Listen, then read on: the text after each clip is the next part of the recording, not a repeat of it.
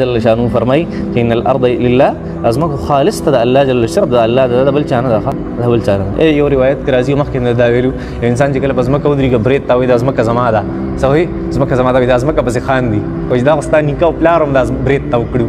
هغه سی شرط لاړ هغه د پلار او د نیکه تاسو ته کړه ده کنه دا غي وا کړه د الله ده دا الله د مسلمانانو پس مکه جګړې مکه وي ښا پس مکه باندې جګړې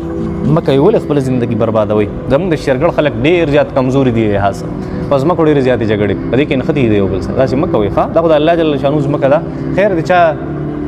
یو ستر سیوا واغسته چا یو کم واغسته چل حدیث شریف او دین ځانو ساتي ګوري چې یو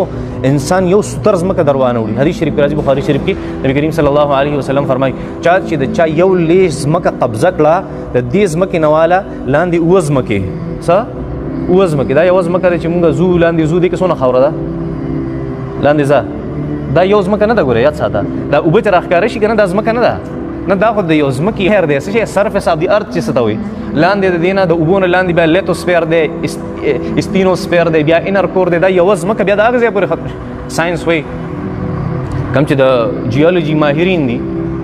هغوی وایي چې ځمکه کې مونږ لاندې رسېدلي نه یو په تحقیق چې څونه کړی دی نو د 8000 کیلومیټره پورې مونږ تللی شو څو پورې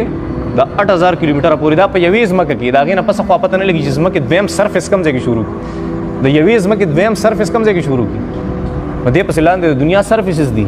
موږ ساینس کې ویلي دي څونه سرفیس دا چې لاندې انر کور ته ورسي هغې ته لا ساینس نه دی رسېدلی لا ساینس ورته نه دی رسېدلی دا یوه ځمکه لا نه ده ختمه شوې اخوا بسي نو حدیث شریف کې راځي نبي کریم صلی الله علیه وسلم فرمایي چا چې د چا یو لیز ځمکه قبضه کړه الله جل شانو به د اوو ځمکو خاور راوالي د قیامت په ورځ او دله به په غاړه کې واچي چې اوسې ګرځوه سبا قیامت کې الله جل شانو د اوو ځمکو دا خاوره به الله جل شانو د غاړې ته واچي ته چوته که که نه ستا د قبره پورې چې کومه خاوره ده دا ته چوتولی شي څوک نه شي چوتولی دا هلاکت دی او د بربادي دی د ناکامي ده ښه